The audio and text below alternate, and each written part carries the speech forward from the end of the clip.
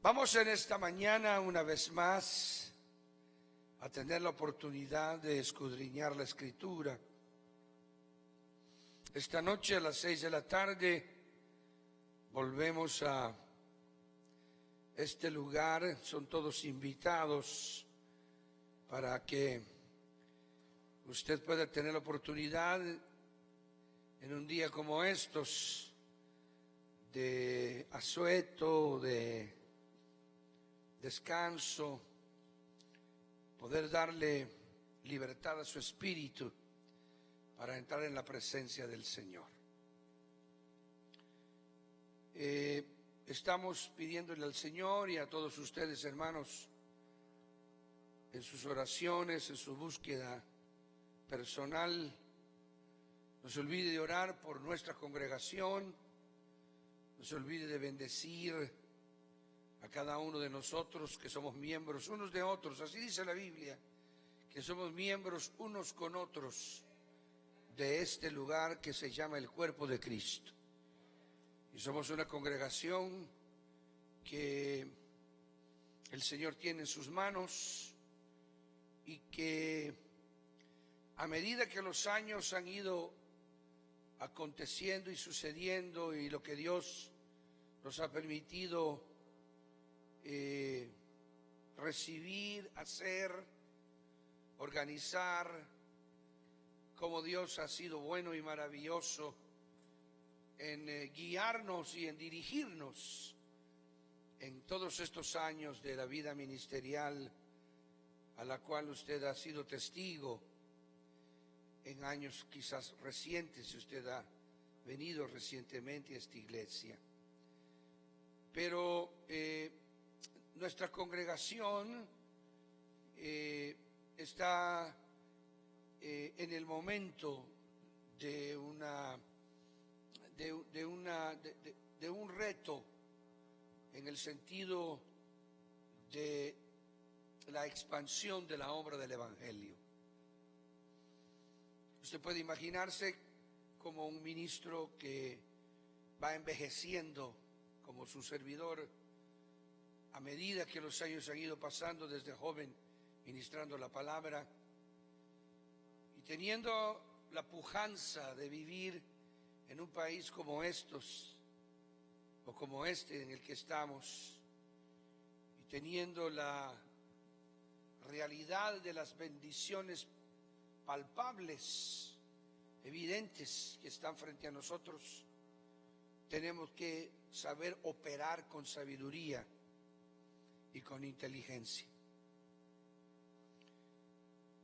Hace unas semanas atrás me refería el Señor en mi corazón una realidad escrita en la Escritura y que debe de ser sojuzgada y entendida con inteligencia a medida que se va avanzando en el desarrollo de la obra de Dios. Ustedes son una comunidad a la que yo respeto, a la que yo amo, a la que yo quiero. Ayer estuve en un servicio de llevar al descanso al cuerpo de una hermana que existió por muchos años aquí. Falleció ella, vivió 90 años, una cosa muy especial vivir 90 años. Y soy consciente que el Señor me ha permitido durante varios años ya estar al frente de esta congregación.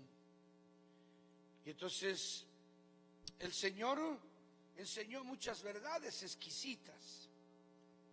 Los días sábados, aquí hay culto el sábado, se lo quiero recordar. Empieza a las 7 de la noche. Para todos aquellos que se han olvidado del horario, le invitamos. Y estamos viendo un capítulo interesantísimo y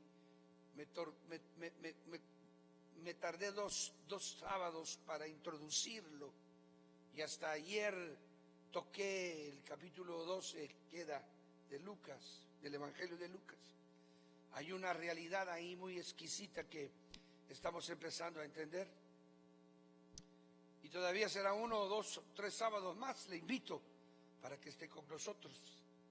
Pero le decía que el Señor habló de cosas extraordinarias en sus días ministeriales terreno entre los hombres. Los 4 evangelios, Mateo, Marcos, Lucas y Juan, aunque encierran 3 de estos evangelios un unísono entendible en la lectura, sin embargo hay aspectos interesantísimos que hay en unos y en otros no. Entonces hay verdades que necesitan ser estudiadas, entendidas, comprendidas, porque el evangelio de Jesucristo, las verdades enseñadas por el Señor en los evangelios, son la base fundamental de la fe cristiana y de la doctrina neotestamentaria que nosotros como Iglesia de Cristo tomamos como base para practicar en la tierra. Aunque las epístolas pastorales, de las que Pablo fue el autor de muchas de ellas, son la interpretación teológica, llamémoslo así, o la explicación teológica de las realidades doctrinales que Jesús habló, que Jesús dijo, que Jesús enseñó, y que son necesarias y fueron necesarias innegablemente en el trazo de un libro tan hermoso, tan importantísimo y único como lo es la Biblia. Tenía que tener esa exquisita forma en la que fue desplegada Antiguo Testamento y Nuevo Testamento, para que al leerla bajo el impacto de una conversión, de una realidad, de una verdad de Dios en la vida humana, la Biblia se convirtiera en uno de los libros, en el libro sagrado o en el libro cristiano sagrado, pero al mismo tiempo el más extraordinario libro jamás escrito sobre la faz de la tierra. Eso es innegable. Y le decía que en los evangelios está la plana principal del maestro de maestros, en donde dejó verdades diseminadas, dichas, que uno tiene que poner el corazón y poner la mente y poner el espíritu en realidad con toda la gana y todo el anhelo, para que el espíritu, al convencerlo nosotros de nuestra entrega, abra nuestra mente y podamos nosotros entender la profundidad espiritual que hay detrás de esas verdades que parecen tan sencillas, pero que al mismo tiempo son tan profundas. Por eso le hablaba de los sábados que estamos viendo esta porción del capítulo 12, pero es un recordatorio nada más. Pero es esto lo que le quiero decir, hablándole de los años que llevo ministrando, de lo que Dios ha hecho en una congregación como esta, de lo que usted puede imaginarse que sucede en el ambiente espiritual de una persona en donde ha dado a su familia, ha dado todo, ha entregado todo, se ha negado absolutamente a cualquier otra cosa y se ha dedicado solamente a plantar iglesias y a levantar obras del evangelio y a promover el evangelio. Usted podrá imaginarse lo que sucede alrededor de una persona que está constantemente solo pensando, viendo la obra y viendo la iglesia y viendo qué se hace y viendo qué se hace para el reino de los cielos y viendo que su cuerpo se envejece y se va envejeciendo y que las horas van pasando y que el tiempo va pasando y el Espíritu Santo que está moviéndose sobrenaturalmente y que siempre va uno a la vanguardia y que a uno anhelando siempre, Señor, ¿qué quieres que haga? ¿Qué quieres que haga? ¿Hacia dónde vamos? Entonces el Señor dio una porción en la Biblia y me la recordó hace unas semanas atrás y me dijo: Alberto, sé muy inteligente en lo que estás haciendo, porque acuérdate, y me llevó a recordar en una ocasión El Señor estaba hablando con sus discípulos. Y así, después de una discusión con los fariseos y después de un ataque que le hicieron frontal y que él de nuevo respondió las verdades, se volvió a los discípulos y curiosamente les lanzó y les desparramó por la mente y el corazón y les dijo: había un hombre, de repente así, se llama la parábola del mayordomo infiel, así se llama, así le pusieron los hombres al título de esa porción. El Señor le dijo a estos discípulos: había un hombre que encontró o que descubrió que uno de sus administradores o mayordomo robaba y que administraba mal, y lo mandó a llamar y le dijo: esto que estoy oyendo de ti no está correcto, así que arregla todo, prepara las cuentas porque ya no trabajarás más conmigo. Oyendo a aquel mayordomo infiel, dijo: ¿y ahora qué haré? Mendigar me da vergüenza y de seguro que ya no volveré a conseguir trabajo, porque cuando toda la comarca sepa que este gran hombre me encontró malversando, nunca más me volverán a dar trabajo. Oiga esta parábola curiosísima. Y entonces el mayordomo dijo: voy a mandar a llamar a todos los que le deben a mi señor.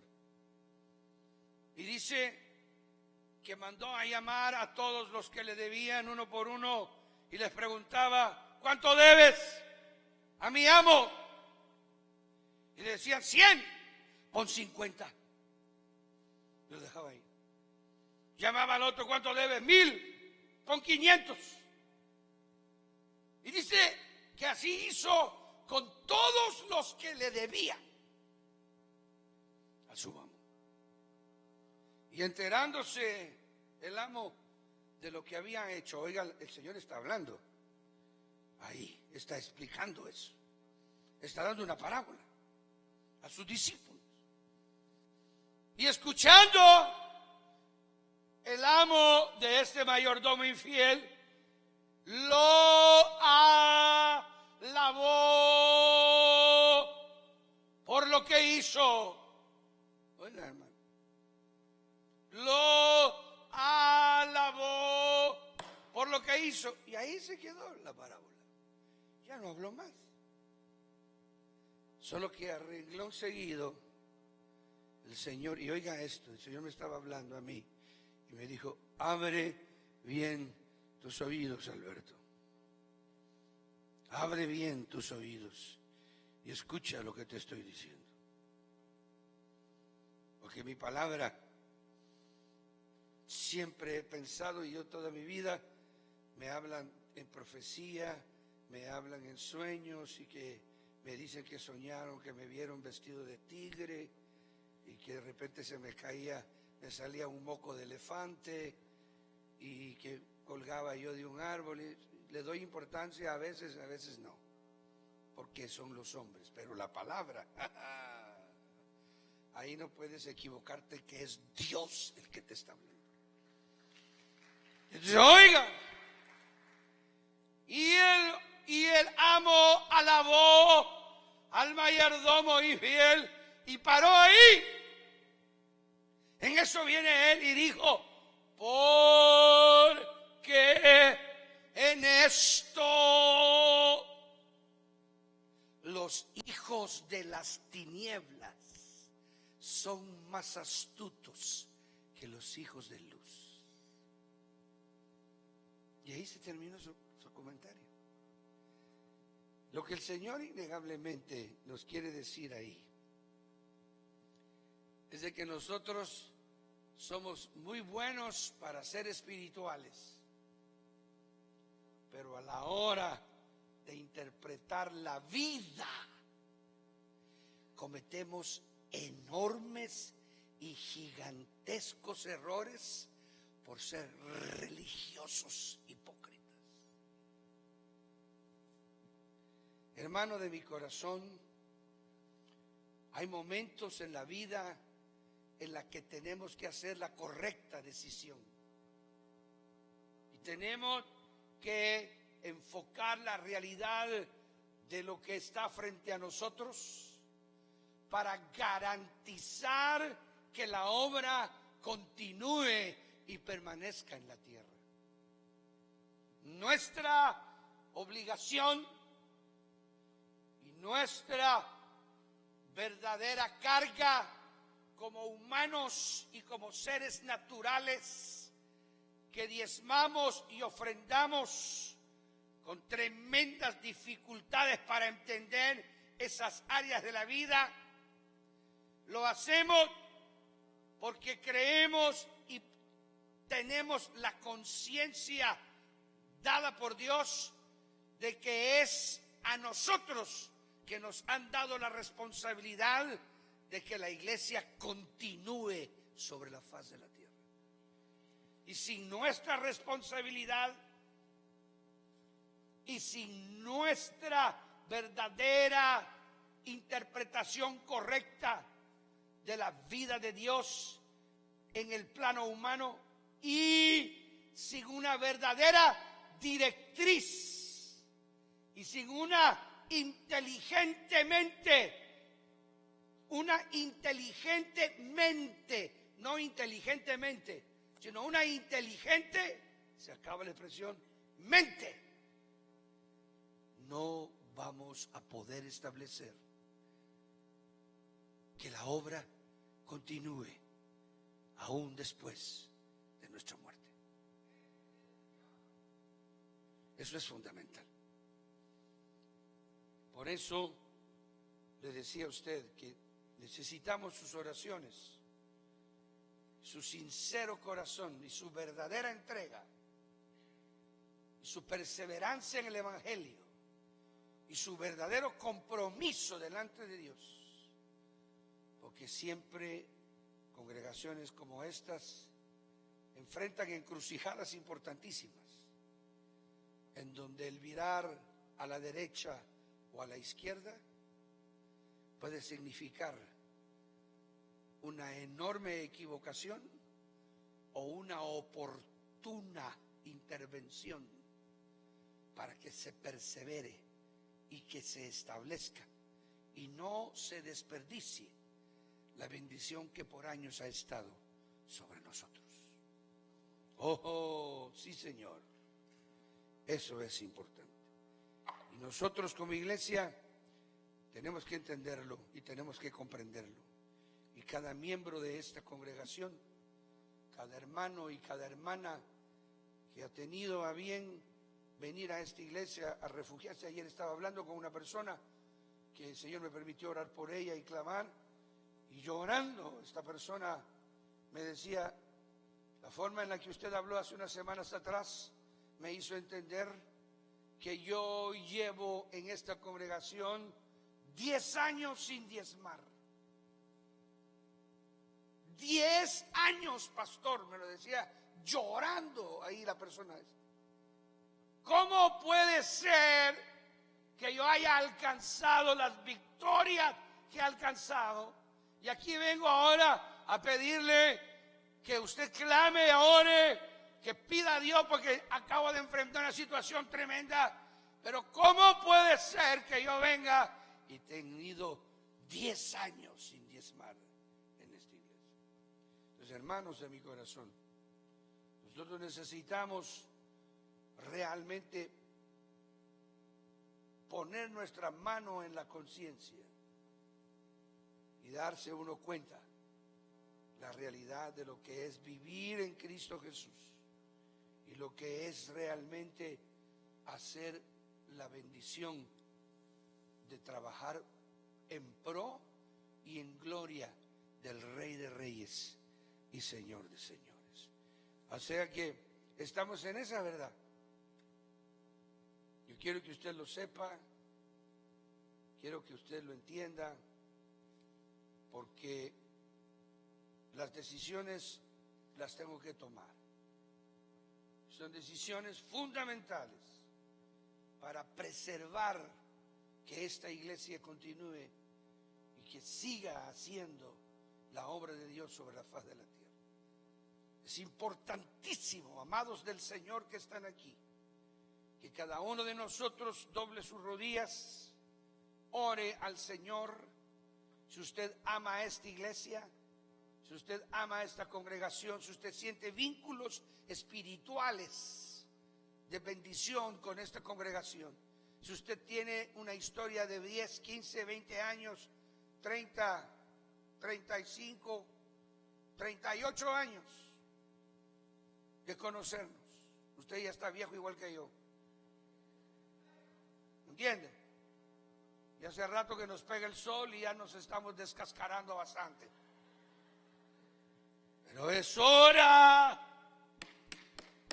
de agarrar al toro por los cuernos y ubicarnos en la posición correcta para que los que vienen detrás de nosotros sigan adelante. Que sigan adelante. Que sigan adelante. Ayer que estaba en el cementerio, hermana Phillips, Remigia Phillips, esa mujer de veras colaboró conmigo. La conocí desde Guatemala, de Coatepeque, vecina de Shela, de la comarca de Tamalito de Chipilín. Sí, señor. Y de Cambrayes. Ay, hermanos. De Friito, de Montaña, de Huehue. Y ahí nos trajo el Señor a este país. Y cuando la vi ahí y tuve la bendición de predicar y estar ahí con su familia, hay mujeres que de veras, le decía, yo hubiera tenido 400 mujeres de ese nivel como la hermana Phillips, yo hubiera plantado 5,000 iglesias en el mundo entero. Pero bueno, se van con el Señor esos tesoros y nosotros nos quedamos aquí envidiosos porque hubiéramos con gusto cambiado el lugar. Pero hay que seguir adelante. Yo quiero decirle a usted entonces que por favor, yo no quiero a ustedes engañarlos, hermanos. Dios me libre a mí de que ustedes me arruinen la vida eterna. No puede ser, sería lo más ruin. Ya me la arruinaron la de aquí, no, eso no importa. Yo hablo así en broma, hermanos, porque yo los amo con todo mi corazón. Pero la vida eterna, esa no me la saca nadie a mí. Y voy a hacer las cosas correctamente. Hasta el día de hoy no tengo de qué avergonzarme y jamás me avergonzaré. Pero lo que hay que hacer, hay que hacerlo. Porque es lo que dijo Jesús. En esto. ¿En qué? En la parábola que les acabo de referir, les está diciendo. ¿Y de qué se trata la parábola? Se trata de que hay que saber tomar decisiones frente a la vida. Alabó el amo al mayordomo infiel. Ahí la enseñanza no es que hay que ser oyeros, que hay que ser tramposos, porque a Dios le agrada cuando uno hace trampa. El que esté predicando así hay que cortarle la lengua. Ahí lo que el Señor está poniendo de ejemplo es la astucia de los impíos para asegurar que su futuro perciba y siga en el camino. Así nosotros debemos de aceptar la exhortación de Cristo cuando nos está diciendo: despierten, porque por no tomar decisiones a tiempo, las bendiciones que yo les había dado se desperdiciaron por tontos. Eso es lo que dice. Y por eso me dijo el Señor: ponte las pilas, hermanito. Ponte las pilas, hermanito. No te vayas a ir de esta tierra y al final haciendo equivocaciones. Le dije: Señor, ayúdame. Y entonces empezaron a venir las circunstancias de la vida, todas las oportunidades que 40 años de roces, 40 años de trabajos, 40 años de testimonio, 40 años del buen proceder dejan en la sociedad del mundo, donde quiera que un ministro predique. Y ahora se nos están presentando oportunidades muy grandes para nosotros hacer decisiones correctas. Y por eso le decía que si usted ama a esta iglesia y ama a esta congregación, y usted es una persona que tiene vínculos espirituales y siente una inyección de vida, cuando usted viene a cultivar su vida espiritual aquí y siente bendición de Dios, ore por esta congregación y pídale al Señor que nosotros podamos hacer decisiones correctas para que la obra siempre florezca y sea bendición para otros. Amén. Muy bien. Le voy a llevar entonces, dicho esto, al capítulo 28 del libro del Génesis, donde estamos estudiando. Son las 12 menos 5. Aquí el culto termina a la 1 de la tarde. Si le dijéramos a usted que terminaba a las 12 y es primera vez que viene, disculpe, pero termina a la 1. Ya los otros, todos están de acuerdo con eso aquí. Venga con tiempo, venga con gusto. Si solo viene los domingos, mejor todavía que con tiempo. Aproveche, sírvale al Señor, dele gracias por su vida. Él siempre lo ha cuidado, lo ha protegido, lo ha ayudado. Démosle palmas a su nombre. Por eso estamos aquí. Dios ha sido bueno con nosotros. Bendita sea su misericordia. Gracias, Señor, por la victoria que das a nuestras vidas. La lectura en el versículo 10 del capítulo 28 es necesaria para que vayamos continuando en lo que ya hemos estado entendiendo hace mucho tiempo de domingos, y hemos arribado a los descendientes de Abraham. Ya Isaac, hablamos de él. Yo soy el Dios de Abraham. Yo soy el Dios dice el Señor Jehová, el Dios de Abraham, de Isaac y de Jacob. Siempre es interesante cómo la Biblia menciona a estos tres personajes.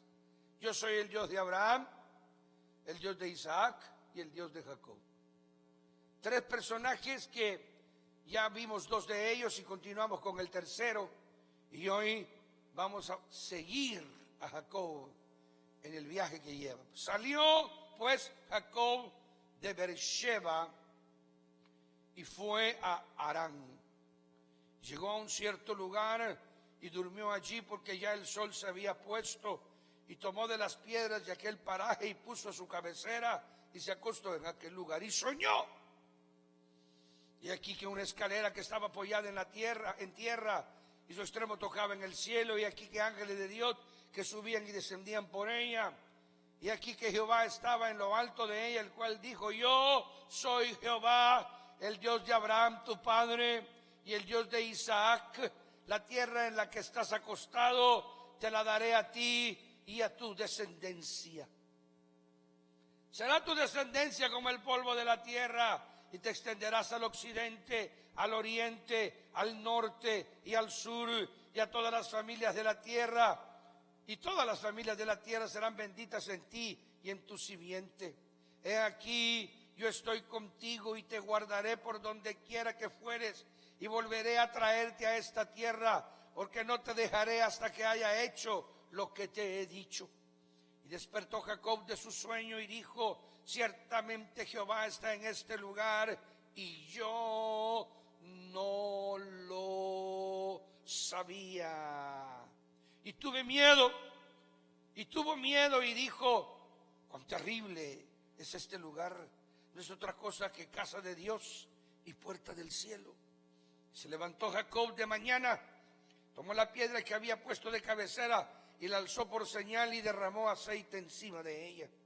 Y llamó el nombre de aquel lugar Betel, aunque Luz era el nombre de la ciudad primero. E hizo Jacob voto, diciendo: si fuere Dios conmigo y me guardare en este viaje en que voy, y me diese pan para comer y vestido para vestir, y si volviere en paz a casa de mi padre, Jehová será mi Dios. Y esta piedra que he puesto por señal será casa de Dios, y de todo lo que me dieres, el diezmo apartaré para ti. Amén. Hermanos amados, tenemos la dicha y la bendición de poder congregarnos y de poder hablar la palabra con toda libertad en este país. Dios bendiga a los Estados Unidos de Norteamérica. Oramos por los Estados Unidos y bendecimos este país. Bendecimos la tierra, Señor, en donde vivimos. Bendecimos este país donde nos nacieron hijos y en donde nuestros nietos están naciendo. Bendecimos a los Estados Unidos de Norteamérica. Paramos toda obra del diablo en contra de esta nación. En el nombre de Jesús, bendecimos a los que están en eminencia, desde presidentes, congresistas, jefes de policía, la gente que está, Señor, al frente de la seguridad de este país, de todo. Bendecimos a esta ciudad de Los Ángeles y al estado de California. Bendecimos este lugar en el nombre de Jesús. Es una dicha y es una bendición, hermanos, tener la oportunidad que tenemos nosotros de sentarnos a escuchar la Escritura y de recordar cómo fue que comenzó nuestra vida y hoy lo que Dios en su gracia y misericordia nos ha concedido. Pero hoy, parte de la bendición de Dios es innegablemente el entender y el comprender las descripciones escriturales que el libro al quien respetamos y amamos, la Biblia, nos sirve para meditar en nuestros propios caminos.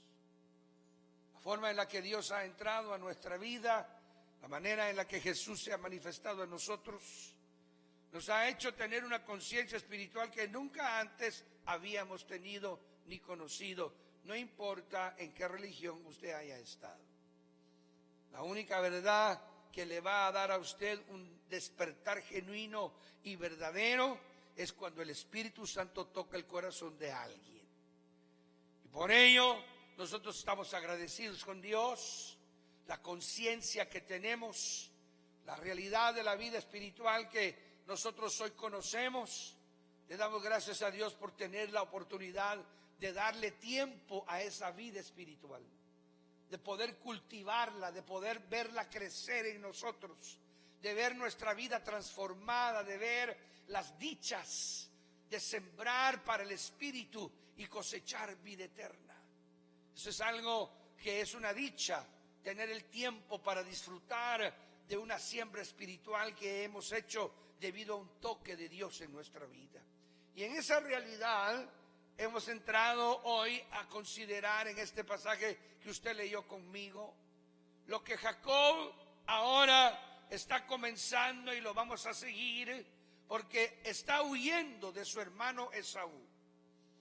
Después de que sucedió lo que ya hemos entendido en los pasajes anteriores, la pena, la lucha, la dificultad, la forma extraña y rara en la que este jovencito empezó a conocer las verdades de Dios, es un poquito fuera de comprensión inteligente en la mente nuestra. Se metió a problemas de odio, de rencor, se metió a problemas en donde su hermano determinó matarlo. Sabía que su padre habría de morir y sabía que ya estaba viejo y le había robado la primogenitura, la cual no tenía él absolutamente ninguna referencia, pero que decía que se la había robado, que se la había quitado. Pero cuando quitó de acceso a él de la bendición patriarcal, de la oración, que era una realidad que Abraham había instituido y que era una verdad, que era una práctica que se iba a realizar durante todas las generaciones, hermano, que seguirían a Abraham. Estos hombres sabían que la bendición que este hombre tenía, el padre patriarca de la familia, se hacía real en bendiciones materiales. Y Esaú perdió la prestancia espiritual. No sabemos qué fue lo que sucedió con él exactamente. Hemos leído, y usted lo va a leer anteriormente si usted quiere leerlo en casa. Esaú se dio cuenta de que la plática y la conversa que tuvo Jacob con su papá, y que por eso se fue de viaje, lo hizo todavía sentirse más golpeado y más herido, porque aunque le había robado la bendición, su padre había oído una petición de él, porque le dijo: yo no me quiero casar con una mujer de este lugar. Ya Esaú, según usted lo leyó conmigo, había escogido y se había casado con 2 mujeres. Se podía en ese entonces, ahora ya no. Importante que usted lo sepa. Y estas 2 mujeres eran lo peor que usted puede imaginarse. Y le hicieron, dice el versículo de la Escritura, la vida imposible a Rebeca y a Isaac, siendo una carga, siendo un problema, me imagino, puesto que yo soy casado y conozco los zipizapes que suceden en el matrimonio, y con la tía fulana y el tío mengano y el primo que vino de la China y que ahora está pidiendo vivir con nosotros y le damos un lugarcito por ahí, el otro resulta más feo y extraño del que usted se imagina. Esos son normales problemas de la vida.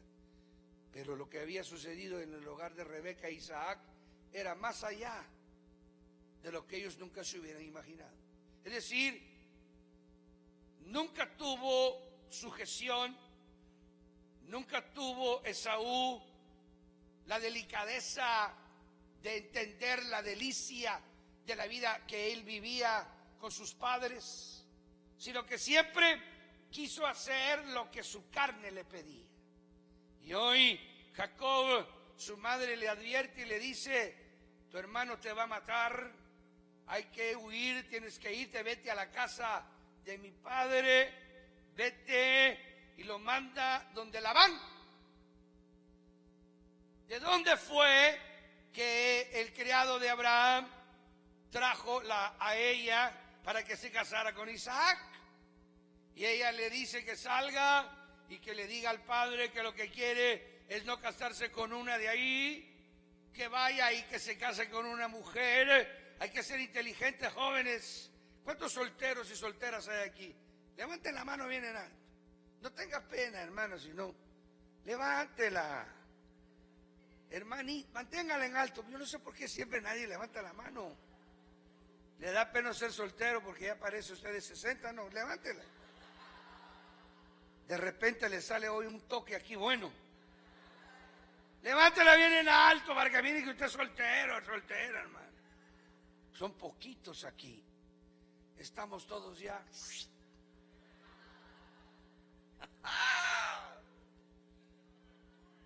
que saber tomar decisiones inteligentes.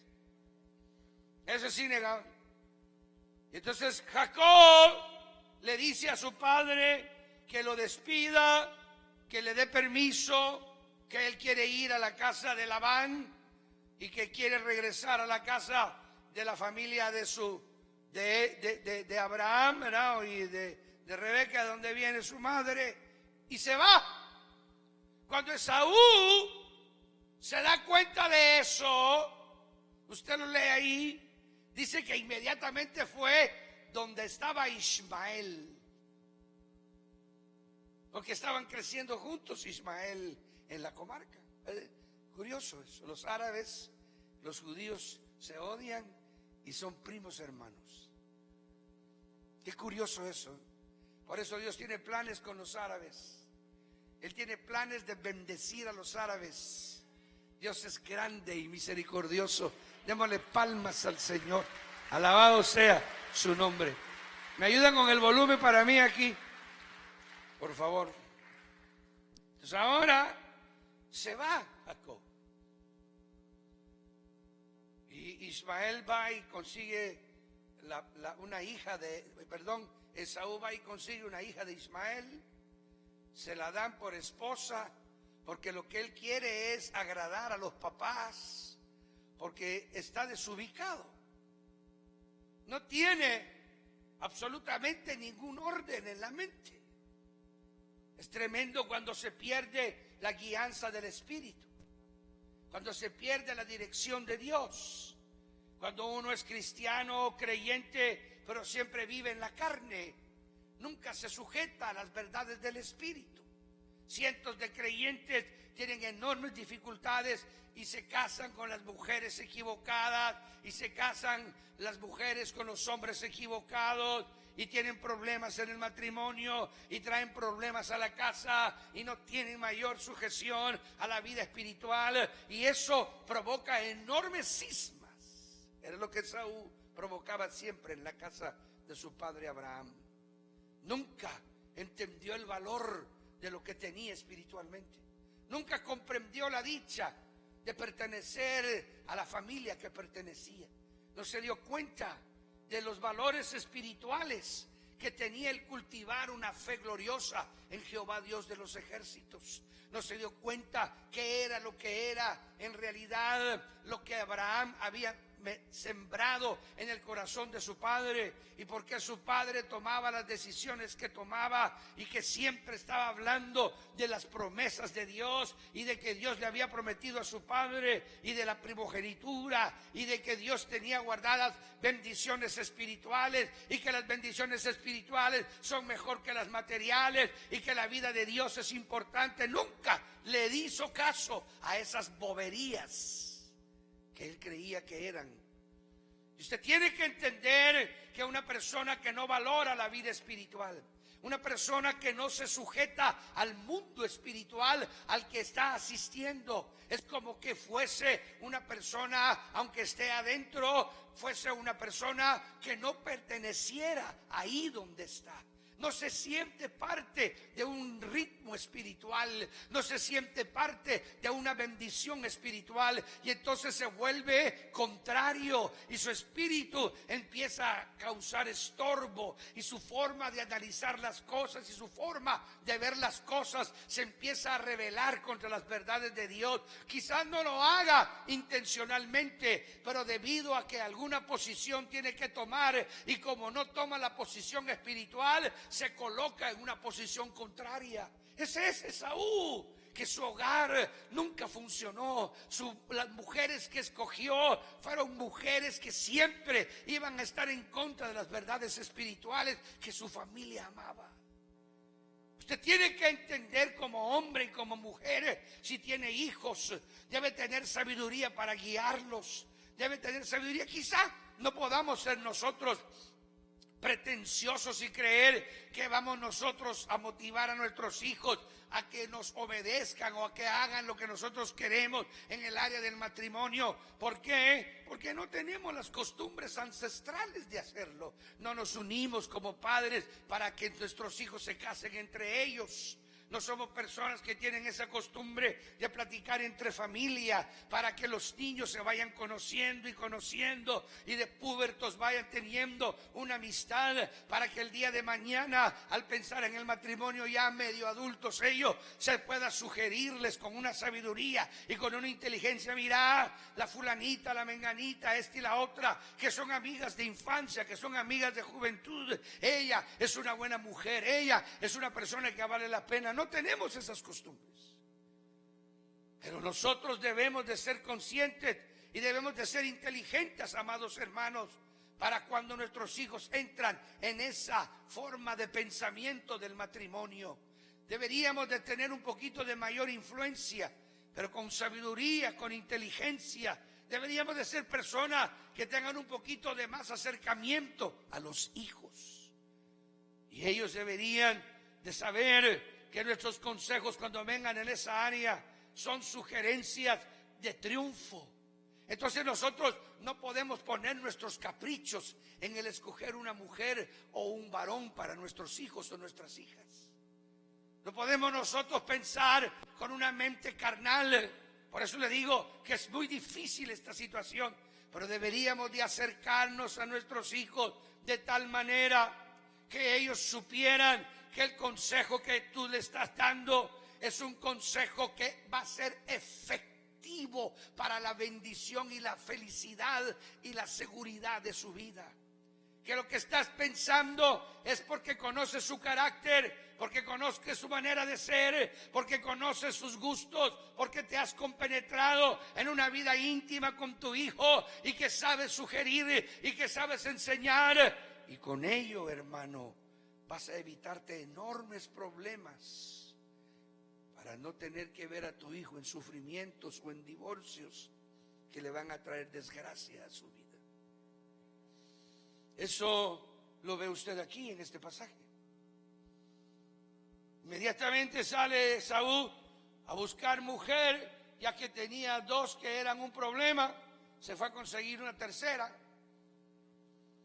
Solo que el consejo de la Escritura y la verdad de la Escritura es todavía mucho más violenta. Cuando dice que nadie sea fornicario, así lo dice la Escritura en Hebreos, que nadie sea fornicario o avaro como Esaú. O sea que nosotros podemos darnos cuenta que nosotros somos los que deberíamos de manejar de una manera muy delicada la vida social de nuestros hijos y entrenarlos a ellos en las sujeciones naturales de la vida, que les va a traer enormes beneficios cuando ellos controlen sus apetitos desaforados. Y para que puedan darle honor a la familia, honor a las verdades espirituales y por sobre todas las cosas, honor a la fe de Jesucristo. Ahora, en este pasaje, Jacob va huyendo. Y usted leyó conmigo que ahora va a empezar a conocer al Dios que lo conoce, que lo ama y que lo quiere. Ahora Jacob se aleja de la vida familiar. Ahora Jacob no sabe qué pasa, no sabe qué sucede. Él piensa que va solo, él piensa que nadie va con él, él piensa que no sé qué pensaría su mente, porque iba a un mundo desconocido y venía de una casa en donde estaba amenazado de muerte, en donde su deseo y su anhelo de las bendiciones de Dios y la interpretación de la vida espiritual de su familia estaba como en contra, porque lo que él había hecho era obedecer a un deseo y a una pasión personal que venía desde niño, cuando oía que su hermano era el primogénito, cuando miraba la inclinación de su padre sobre su hermano, cuando empezó a entender la dicha que era ser primogénito, cuando vio la herencia espiritual que él había tenido en cerca, pero se la habían dado a su hermano. Ahora Jacob va a conocer al Dios que hizo los cielos y la tierra. Démosle palmas al Señor. Bendita sea la misericordia de Dios. Hermano, cuando se conoce a Dios es lo más grande. Cuando empiezas a tener comunión con Dios es lo más grande. Ahora los problemas que él ha tenido van a tener explicación. Ha llegado la hora de comprender por qué es que hay tantas situaciones negativas. Ha llegado el momento en que tenemos que conectarnos con Dios. Llega el momento en que todo lo negativo tiene una explicación, aún lo más adverso, aún lo más duro, aún lo incomprensible, aún, hermano, la muerte de los seres queridos, aún la muerte de una hija, de un hijo, la muerte de alguien que pareciera que nuestra mente se volviera loca y no pudiera comprender, tiene explicación, tiene explicación, tiene explicación. Solo necesitamos esperar que Dios intervenga, que Dios se mueva, que Dios explique. Él sabe lo que está haciendo contigo. Es una bendición confiar en Dios, porque en Dios estamos seguros. En Dios haremos proezas. Oh, hermanos, de su mano nadie nos arrebatará. Nuestra familia está segura en Dios. Nuestra familia está segura en Dios eternamente. Ahora Jacob sale y le da sueño después de varias horas de caminar, después de ir a un lugar que nunca ha estado. Usted se puede imaginar un muchacho que siempre estuvo en casa, un muchacho que siempre estuvo seguro en el hogar, un muchacho que siempre lo cuidaron con amor, con cariño, un muchacho que siempre tuvo todas las bendiciones de tener un padre responsable, una madre responsable, de un padre que buscaba las verdades de un Dios verdadero, un joven que estaba acostumbrado a las historias de fe, a las historias de victoria, a las historias de bendición, un joven que estaba acostumbrado a oír de un Dios poderoso, de un Dios glorioso, de un Dios maravilloso. Pero llega el momento en que hay que salir a la vida. Ahí es donde no tenemos que tener miedo. Ahí es donde nosotros tenemos que enseñar a nuestros hijos que el que está con nosotros es más poderoso que el que está en el mundo. Que no tengan miedo, que no tengan temor, que el que nos ha acompañado a nosotros los acompañará también a ellos todos los días de su vida. Necesitamos sembrar en nuestra familia. Necesitamos conversar con nuestros hijos, conversar con nuestros adolescentes, conversar con nuestra familia, las verdades de Dios, meditar con ellos, que estamos en la presencia del Señor. Aproveche la victoria que usted tiene. Usted no está solo. Usted no tiene por qué pensar que va a fracasar. Usted no va a fracasar. Su llanto se convertirá en alegría. Su tristeza se convertirá en gozo. Alabado sea el nombre poderoso de Jesús. Y ahora el Señor, en su misericordia, aquel mozalbete, aquel muchacho, aquel casi hombre, va huyendo. Su madre le reveló la verdad que Esaú dijo. Se enteraron, mi padre va a morir dentro de unos cuantos meses. Cuando muera yo voy a matar a mi hermano. Vea usted cómo comienza la historia de la realidad de lo que se convirtió el pueblo de Israel. La historia de las verdades de un pueblo hecho, hermano, de sacerdotes, hecho un pueblo para que Jehová morara en medio de ellos.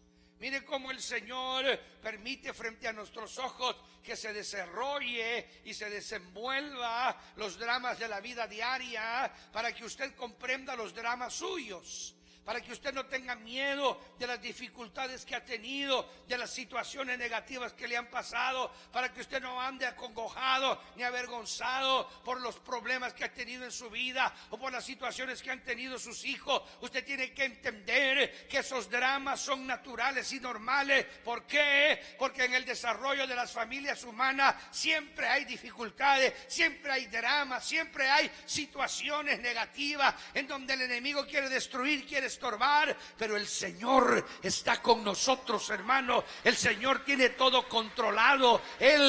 Perseveremos en Él,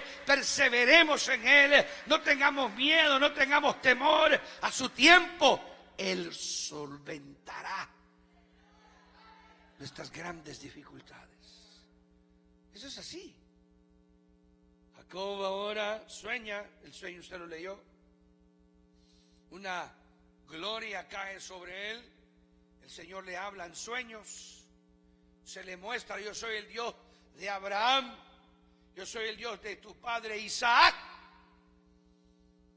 Ahora yo voy a tomarte en mis manos. Yo te voy a dar toda esta tierra, es tuya. Ahora voy a bendecir tu simiente. Ahora Jacob está comprendiendo por qué amó tanto la primogenitura. Ahora Jacob está comprendiendo por qué amó tanto las verdades espirituales. Ahora Jacob está comprendiendo que aunque ha habido problema, aunque ha habido lucha, ahora el Señor está de su lado. El Señor está de parte de él. Alabado sea el nombre poderoso de Jesucristo. Si Dios con nosotros, ¿quién contra nosotros? Amados hermanos, si el Señor va conmigo en el camino, yo regresaré en victoria, yo venceré, no temeré lo que me pueda hacer el hombre. Esa es la manera en la que hay que enfrentar la vida. En medio de todas nuestras dificultades, en medio de todas las vicisitudes que nos pueden pasar familiarmente, en medio de todos los negativismos.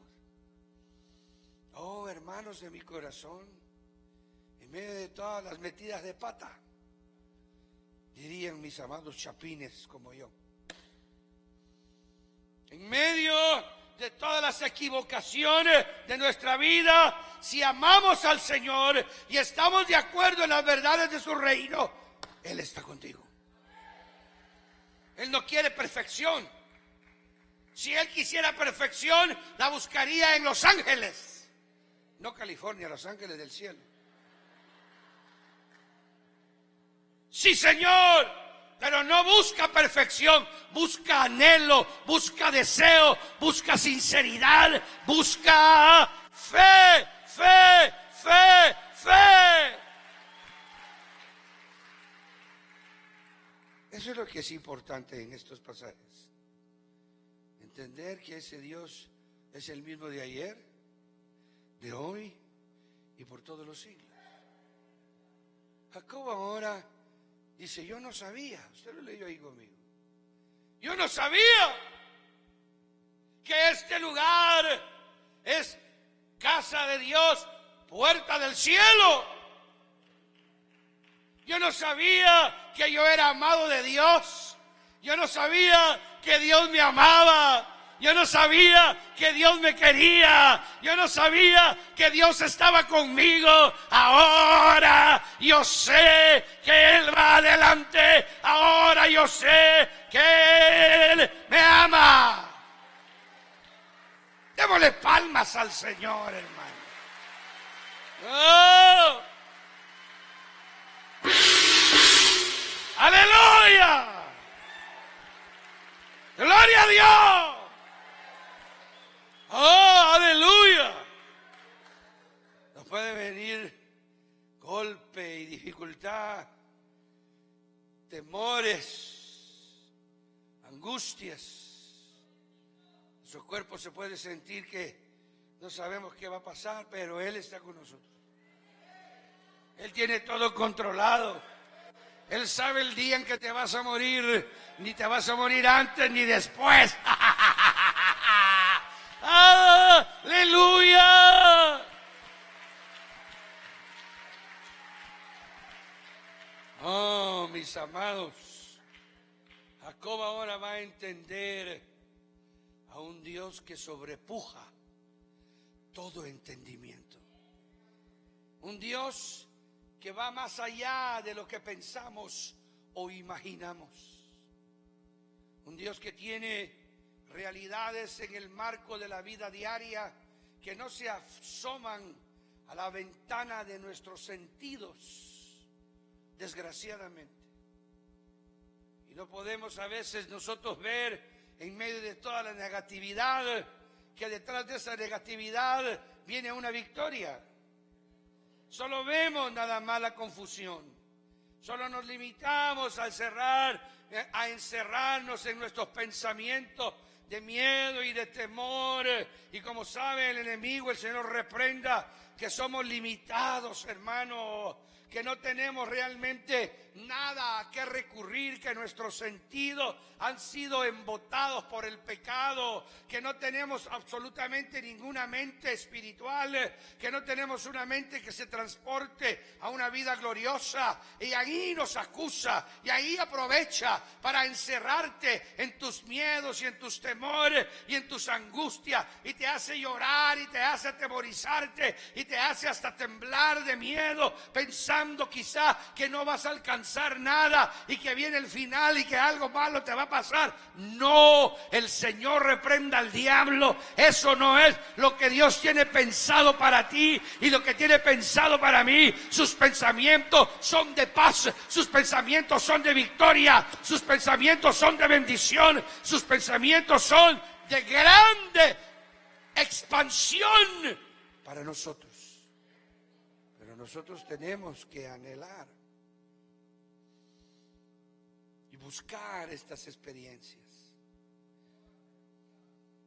Tenemos que lanzarnos a la búsqueda de este Dios que aquí se revela. Le habla por sueños. Es decir, Dios sabe que tiene que transportarnos a una... Si usted sueña, dele gracias a Dios. Aunque los primeros sueños sean todos feos, pero usted está entrenando. Sí, hermano. Usted tiene que entender eso. Dios quiere meterse en tus sueños. Se mete en los sueños para ampliar la fe de aquellos que tienen sus planes todavía en formación en su vida. Jacob oye palabras que no comprendería fácilmente. Jacob oye expresiones en ese sueño que no tiene referencia. Él sabe de la vida espiritual porque su padre y su madre han tenido una realidad que él los vio vivir sujetos a esa realidad. Por eso nosotros debemos de enseñarle a nuestros hijos y no tener miedo de enseñarles toda la escena de nuestro hogar. No tenemos por qué tener miedo cuando ellos son jóvenes, cuando ellos son adultos, cuando van enterándose de la realidad de nuestra vida. Por eso hay que ser sinceros, hermanos. Por eso hay que ser conscientes de que hasta nuestros errores no son errores como los de las tinieblas. Porque el justo cuando peca todavía tiene la bendición de que tiene el espacio para arrepentirse. Tenemos que entender nosotros que hay una justicia dentro de la realidad de la falibilidad del ser humano creyente, y que el creyente tiene la oportunidad de mostrar su arrepentimiento y tiene la oportunidad para demostrar que está acongojado y que puede regresar a la posición de bendición antes de que cayera. Y sabe que eso puede ser público, o puede que lo vea la gente, o puede que no lo vea. Pero hay gente que tiene temor y trata de esconder la realidad de la vida de sus hijos. Y yo descubrí eso en mi vida, y poco a poco pude comprender y pude entender que un verdadero hijo nuestro nunca nos deja de amar, nunca nos deja de querer. Siempre seremos para ellos lo mejor, aunque sepan nuestros errores. ¿Por qué? Porque eso les da seguridad a ellos de que ellos también, sus errores van a ser aceptados en la vida, así como ellos aceptan el amor del padre o de la madre, aunque saben que han cometido errores. Eso es fundamental, la sinceridad de vida frente a nuestros hijos, la sinceridad de la existencia frente a nuestra familia, que ellos sepan o que entiendan o comprendan. Eso será ya ellos, hermanos, que Dios los ayude para entender el amor, para entender la misericordia, para entender el arrepentimiento a través de verte a ti en tu arrepentimiento y en tu búsqueda de regresar a donde estuviste. Eso es fundamental, eso es fundamental. Nadie puede vivir una vida de victoria si primero no aprende viendo que tiene que perdonar y perdonando para continuar, para que cuando él llegue a la misma circunstancia, si le toca también pasar por lo mismo, él sepa que fallar no es no ser de Dios. Oh, esa es la lección más grande que usted puede enseñarle a su vida. Fallar no quiere decir que usted no sea de Dios. Fallar significa que usted tiene la realidad tristemente de que tiene que entender que su dificultad tiene que arreglarla, y que tiene que arreglarla solo usted, porque no hay nadie que pueda ayudarlo sino solo el Espíritu Santo del Dios del cielo. Y el creyente verdadero se goza cuando te ve que vas de regreso a la búsqueda de Dios, y cuando está restaurado brinca contigo, se regocija contigo, adora contigo. ¿Por qué? Porque sabe Él que Él puede ser el próximo. Esa es la lección más importante de aprender en la vida. Entonces ahora Jacob entiende, pero el reto lo asusta, porque él no tiene una realidad celestial en su vida. Él no tenía una vinculación directa. Eso es lo asombroso de este pasaje aquí, porque Jacob no tiene una vinculación directa, porque él no es el primogénito. Él no había sido tratado como una persona que iba a heredar una victoria espiritual. Isaac ha de haber tenido unas grandes frustraciones. Ha de haber sido gigantesco. Qué difícil ha de haber sido para Isaac tratar con su hijo Esaú. Él sabía que él era el primogénito, pero el otro no quería nada con la vida espiritual, mucho menos con continuar un plan de Dios en su vida. Esaú sabía las grandes dificultades que tenía Esaú con las promesas de Dios. La ausencia de mover de Dios en su vida lo sorprendía y lo asustaba. Al contrario, con Jacob, él siempre tenía una disposición muy hermosa a las cosas de Dios, y cuando Esaú se salía corriendo, cuando iba a empezar la lección de la verdad de Dios, Jacob siempre estaba ahí sentado y decía: mira, papá, Esaú dijo que se fue a jugar, pero yo quiero que me hables tú a mí, háblame a mí. Y entonces Jacob nació recibiendo las enseñanzas que no eran para él.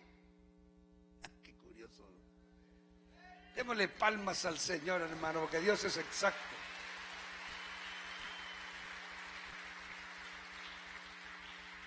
Y Isaac siempre terminaba la lección y le decía: pero todo esto, mi hijo, no es para ti, es para tu hermano que no los quiere oír.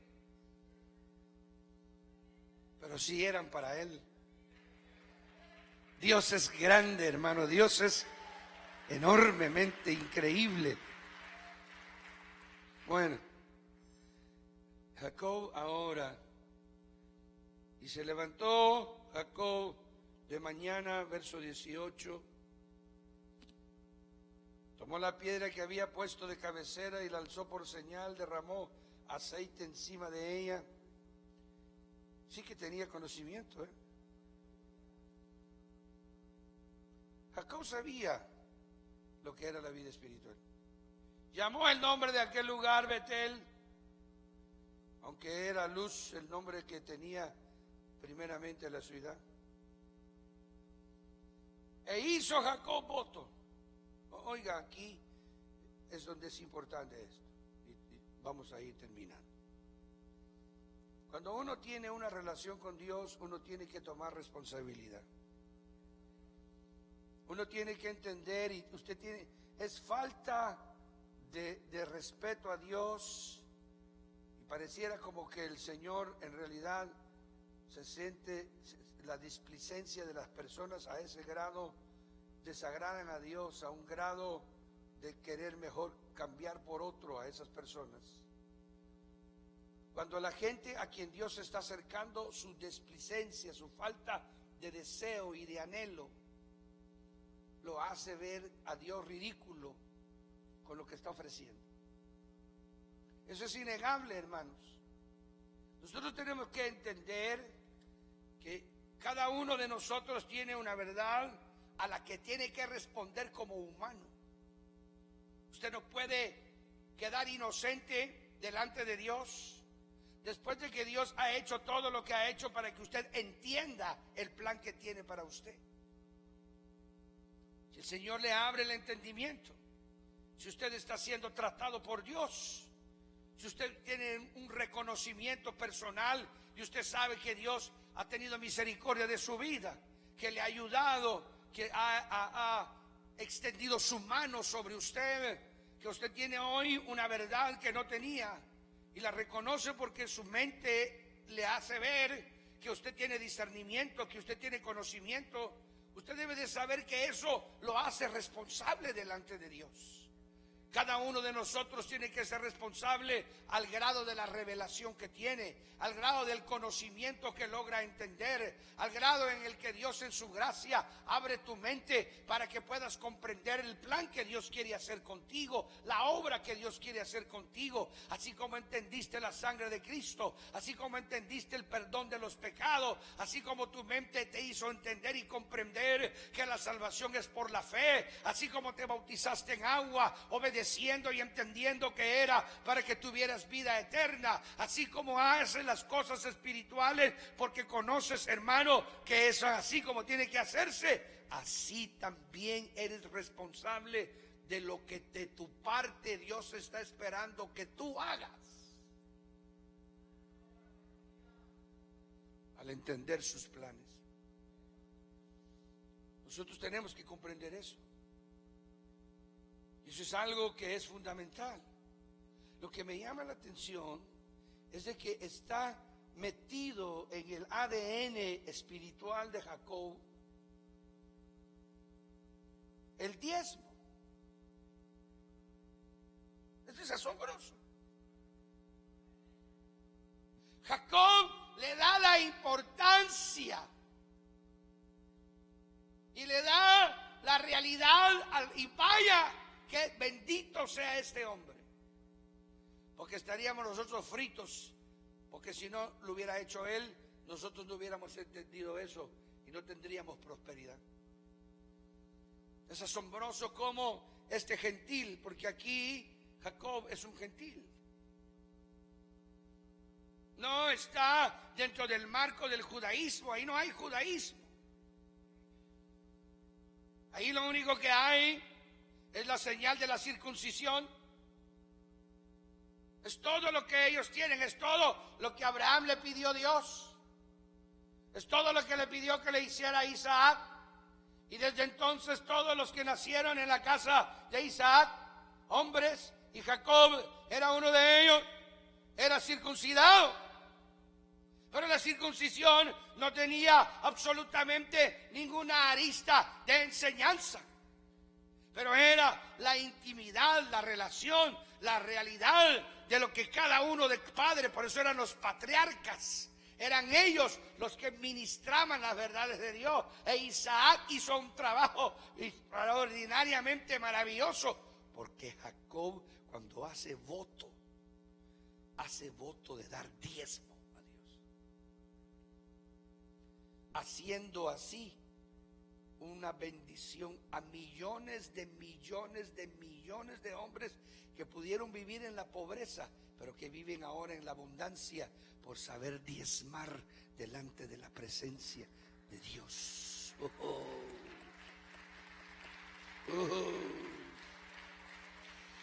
E hizo Jacob voto diciendo: si fuere Dios conmigo y me guardare en este viaje en el que voy, y me diere pan para comer y vestido para vestir, y si volviere en paz a casa de mi padre, Jehová será mi Dios. Jacob no conocía a Dios. Ahora lo va a conocer. Ahora va de camino y usted lo va a ver conmigo. Todo lo que le pasa, todo lo que le sucede, cómo abusan de él, porque tiene una bendición extraordinaria que ni él se ha dado cuenta. Tiene una victoria que ni él se ha dado cuenta. Dios está con nosotros, Dios está con nosotros, Dios está con nosotros. Démosle palmas, hermano, al Señor, Dios Todopoderoso. ¡Qué maravilla! Oh, hermanos, Dios ha cuidado de nosotros de una manera asombrosa. Estamos en las manos del Señor. Aunque nos ha llovido hasta debajo de la lengua, pero aquí estamos en victoria por la misericordia de Dios. Y si volviera en paz a casa de mi padre, Jehová será mi Dios. Y esta piedra que he puesto por señal será casa de Dios. No sé si es el mismo lugar donde está el templo. Habría que averiguar eso. Porque eso es asunto de geografía y de ver cómo. Pero aquí está profetizando él en el verso 22. Y esta piedra que he puesto por señal será casa de Dios. Y de todo lo que me dieres. Qué increíble eso. ¿Cómo aprendió él del diezmo? Y se lo voy a decir. ¿Y quién recogía los diezmos? Pues se lo voy a decir. Pasaba de vez en cuando Melquisedec. Increíbles. ¿Usted cree que Melquisedec solo se le apareció a Abraham? ¿Y que solo llegó una vez? ¡Qué esperanza! Melquisedec era el que recogía los diezmos. Ahorita lo voy a asustar un poquito, pero no se vaya a asustar mucho. Recogía los diezmos por todo el universo. ¿Usted cree que los diezmos solo se dan aquí en la tierra? Uy, hermano, ¿cómo va a creer usted? Melquisedec era el que recogía los diezmos en todo el universo. Y Jacob lo había visto.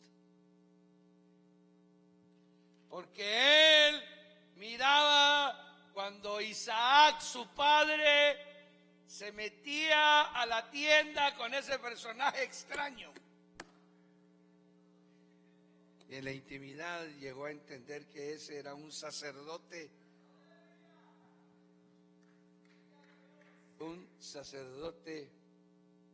equidistante. Se movía. Y sabía que su padre le daba los diezmos a él. No había culto, no había iglesia, pero ya habían diezmos. Oh, hermanos de mi alma, que Dios tenga misericordia de nosotros que no entendemos, que estamos cerrando la gloria de Dios material para nosotros. Y de todo lo que me dieres, el diezmo te daré. Pongámonos de pie, hermanos, en esta linda tarde. Déjenme invitarlo a orar conmigo. Tu palabra es para mí, dice este canto. Y vamos a cantarlo al Señor. ¿A quién iré? ¿A quién iré? Si solo tú tienes palabras de vida. Si tiene una necesidad, le invito a que venga acá al frente. Si usted quisiera entregarle su vida a Cristo, también le invito ahí en su lugar, que reciba al Señor en su corazón. Si usted nunca ha aceptado a Jesús como su Salvador y hoy quiere aceptar a Cristo como su Salvador, hágalo ahí donde está. Este es el momento en que usted le diga: Señor, yo te pido perdón por mis pecados. Yo no te conozco, he oído de ti y he venido a la iglesia por mucho tiempo, pero nunca te he pedido que entres a mi corazón y que perdones mis pecados. Si quieres hacerlo, hoy es un buen día. Si quieres reconciliar, hoy es un buen día. Aleluya. Tu palabra es para mí. Tu palabra es para mí. Alienta soy mi corazón. Eso es. Cantémoslo, hermanos. Alientas hoy mi corazón, Jesús. ¿A quién iré? ¿A quién iré? Si solo tú tienes palabras de vida. ¿A quién iré sino a ti? En tu presencia se renueva mi ser. Solo las hermanas. Tu palabra es para mí. Tu palabra es para mí. Alienta soy mi corazón. Aleluya. Alienta Sí, Señor. soy mi corazón. Todos juntos.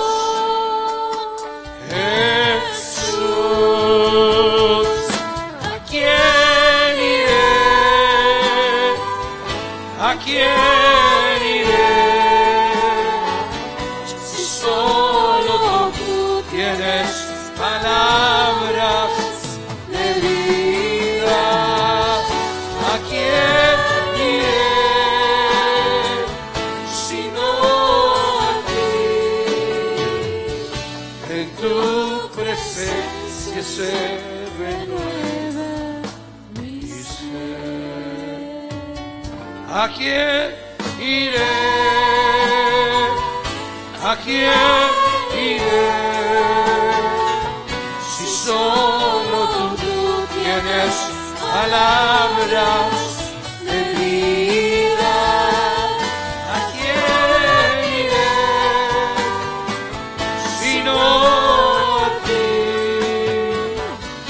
En tu presencia Se renueva mi ser. levanta sus manos al Señor este día. Oramos al Señor hoy.